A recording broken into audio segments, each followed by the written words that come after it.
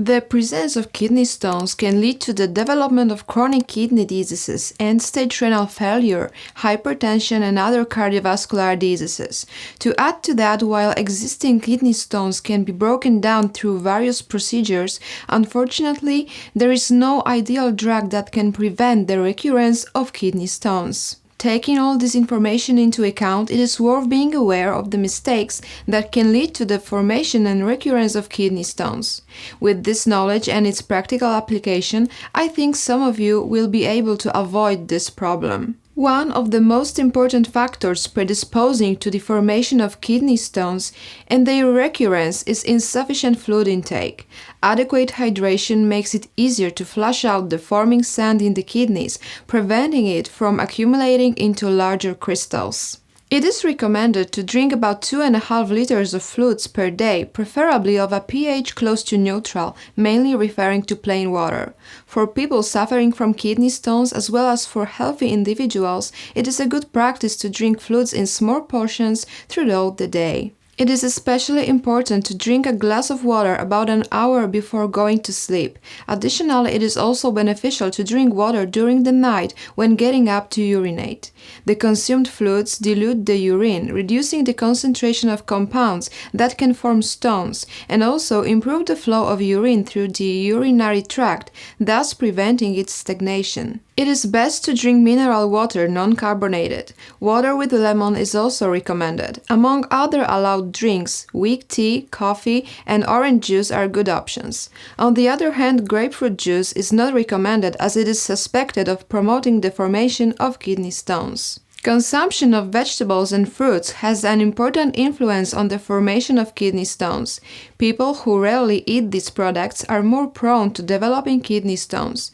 The beneficial effect of vegetables and fruits on preventing the formation of kidney stones is mainly due to their alkalizing or alkaline-forming action. The current state of knowledge shows that citrates present in these products inhibit the crystallization of calcium crystals and thus prevent the formation of kidney stones.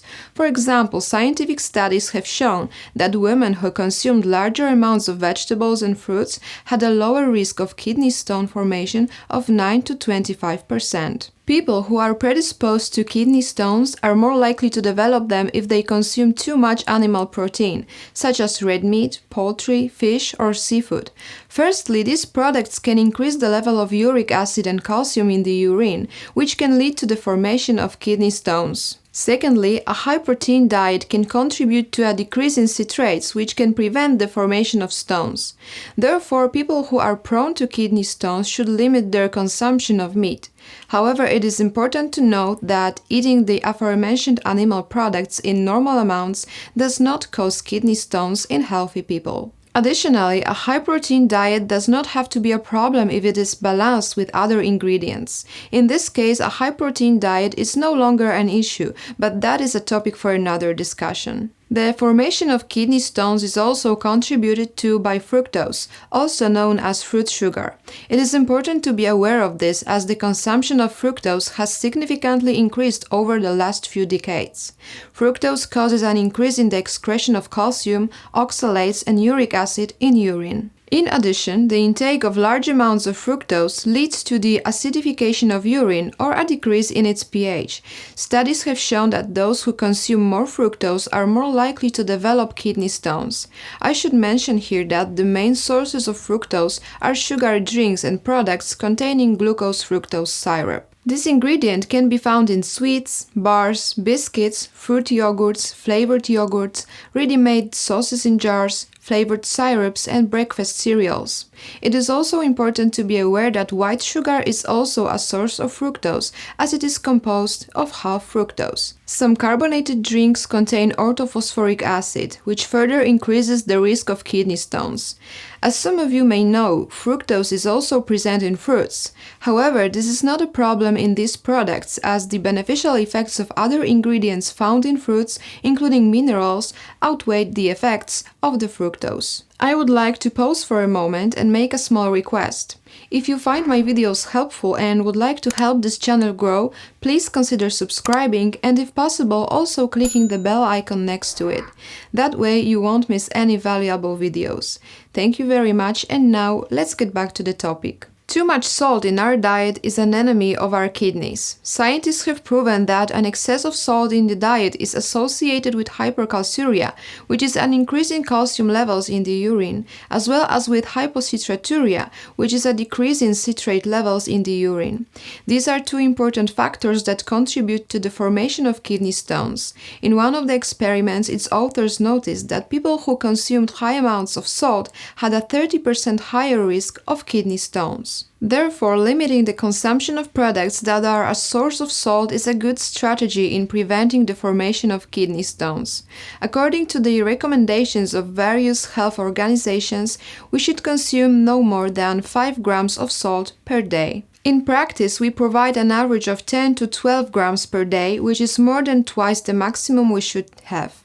Therefore, we have a lot of room for improvement in this area. For those who would like to reduce the amount of salt consumed, here is a list of products that are its rich source.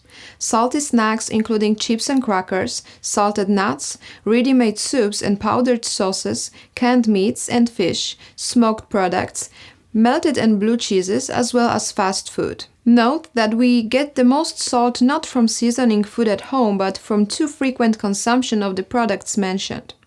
Seasoning food practically does not pose any problem as long as we eliminate salty processed products from our diet. Of course, everything is allowed in moderation, and this does not mean that if you want to prevent kidney stones or their recurrence, you must give up all these products. I listed them to make you aware of where is the hidden salt. The decision as to which of these products you will limit and to what extent is up to you. The most common type of kidney stone is calcium oxalate. Many people mistakenly think that to prevent its development or recurrences, they should limit calcium intake. In reality, it is quite the opposite. The calcium consumed binds to oxalates in the intestine, thus reducing the amount of oxalates absorbed from the digestive tract into the bloodstream. As a result, there is less oxalate in the urine, thus reducing the likelihood of forming kidney stones. Therefore, it can be said that a deficiency of calcium in the diet is a risk factor for the development of kidney stones. According to this information, people should take care to consume products rich in calcium. Good sources include plant-based products such as kale, broccoli, legumes, almonds, sesame seeds, and even oranges. Relatively high amounts of calcium can also be found in certain mineral and healing waters, as well as sardines consumed with bones. Calcium can also be found in dairy products, although I know some people think that dairy products actually decalcify the bones.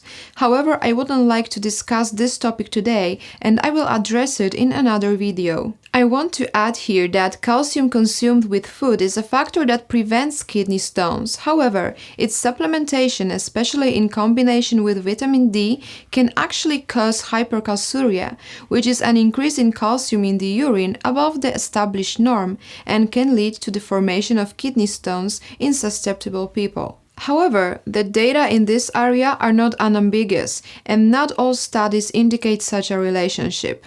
For example, I found a scientific study that showed that yes, supplementation with vitamin D can increase the level of calcium in the urine, but it does not translate into the formation of kidney stones. In any case, I personally do not recommend supplements with calcium. It is not a deficiency ingredient in the diet, so apart from a few cases, calcium supplements are unnecessary. You should rely on food sources of calcium. People who consume large amounts of oxalate-containing products are more prone to kidney stones. These products include chocolate, spinach, beets, nuts, rhubarb, berries, strawberries, strong tea, sweet potatoes, whole grains, and beans. However, I must emphasize an important point here. It is not the case that healthy people who regularly consume oxalate-rich products, such as beets or nuts, are doomed to get kidney stones. These products often have a wide range of health benefits, so it would be unwise to avoid them. Limiting the consumption of oxalate-containing products should mainly concern people who already have kidney stones, especially calcium oxalate stones, or those who are at risk of developing the condition. However, as long as an adequate calcium intake is ensured, there is no need to completely eliminate these products from the diet. Moreover, many of these products also contain calcium or magnesium, which have a protective effect. When it comes to magnesium, I would also like to mention that both this nutrient and potassium can help prevent kidney stones. Scientists have proven that taking potassium citrate or magnesium chloride can reduce the formation of kidney stones by binding with calcium and increasing urine pH. Furthermore, these components can help prevent recurrence of kidney stones, specifically the formation of calcium oxalate stones. In another experiment, its authors noticed that drinking water containing magnesium and calcium may possibly prevent or aid in the treatment of kidney stones. From this data, we can say that magnesium and potassium have a protective effect. Of course, this does not mean that if these nutrients are absent from our diet, we will develop kidney stones. It simply means that their absence, combined with other factors, can increase the risk of developing the disease. I have listed 8 of the most important dietary factors that can lead to the development of kidney stones. However, as I mentioned at the beginning, the formation of kidney stones is the result of many factors, and it is very difficult to identify a single cause. Nevertheless, I emphasize that following the discussed guidelines will certainly protect you from forming kidney stones to a large extent. Now I will briefly mention other non-dietary factors that may increase the risk of kidney stones. The more of these factors apply to you, the more attention should be paid to the dietary recommendations I have mentioned. I will start by listing diseases. People with chronic kidney disease, urinary tract infections, hypertension, gout, diabetes, insulin resistance, obesity, primary hyperparathyroidism or sarcoidosis are particularly at risk of developing kidney stones. The risk of forming kidney stones also increases in people with the chronic diarrhea. The formation of calcium oxalate stones may also be favored by inflammatory bowel diseases such as Crohn's disease and ulcerative colitis. In these diseases, increased absorption of oxalates and subsequent increase in their level in the urine may occur. A similar effect may occur in people with short bowel syndrome. Some medications also have a small contribution to the formation of kidney stones. Scientists estimate that about 1 to 2% of cases of kidney stones are due to the use of drugs. The risk of this disease can be increased by drugs used in the treatment of HIV, such as atazanavir and indinavir, as well as bacteriostatic drugs, including sulfonamides. It is also worth mentioning that people whose parents or grandparents had this disease are more prone to developing kidney stones. In addition, kidney stones occur almost twice as often in men than in women. As I have mentioned several times, it is very difficult to determine the specific cause of kidney stones. Therefore, it is necessary to approach the issue more broadly and try to avoid all the factors I have talked about today. I also encourage you to watch another video on my channel, this time about the healthiest fish. To watch it, just click on the thumbnail that appears on the screen. That's all from me for today. Thank you for your attention, and I will see you next time.